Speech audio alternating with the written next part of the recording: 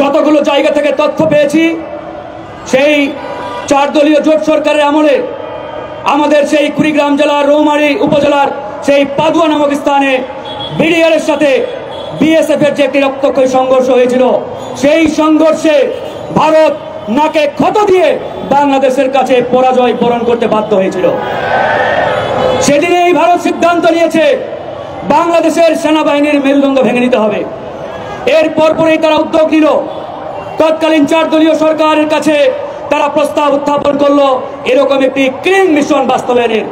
কিন্তু তৎকালীন 4 দলীয় সরকারের প্রধানমন্ত্রী বেগম খালেদা জিয়া ভারত তথা রয়ের এই পরিকল্পনায় পা দেন নাই।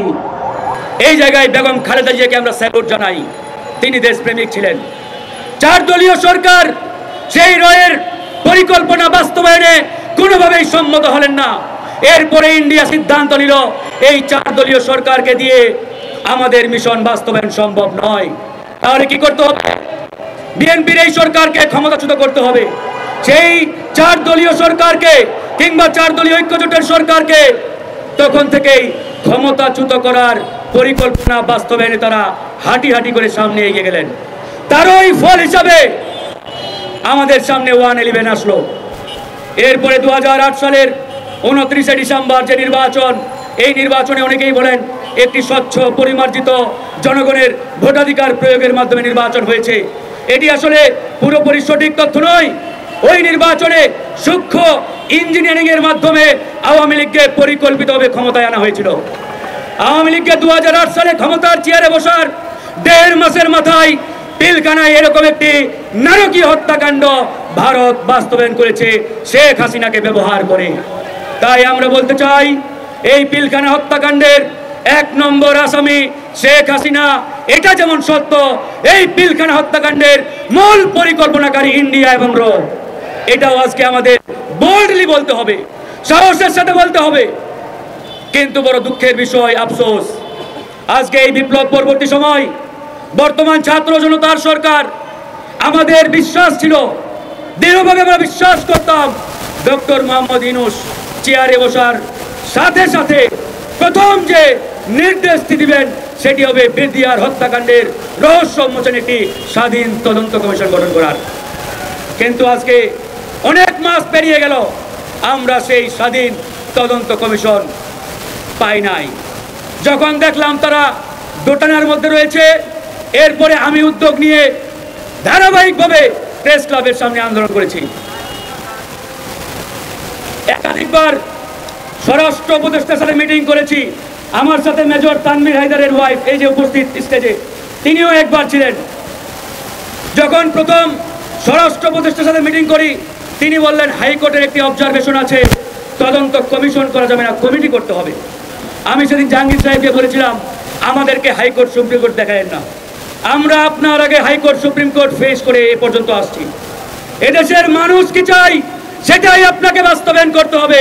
এখানে হাইকোর্ট সুপ্রিম কোর্ট কি বলল এটা মুখ্য বিষয় নয়। তারপরে তাকে বললাম 5 দফা দাবি দিয়ে আসলাম। 1 নম্বর দফা ছিল আপিলিয়েট ডিভিশনের সাবেক একজন বিচারপতিকে প্রদান করে একটি স্বাধীন তদন্ত কমিশন গঠন করতে হবে। যাই হোক, এরপরে তারা একটি কমিশন করেছেন। এই কমিশনও পুরোপুরি শক্তিশালী কমিশন হয় নাই। এখন পর্যন্ত তাদের অগ্রগতি আশানুরূপ বলে মনে হচ্ছে না।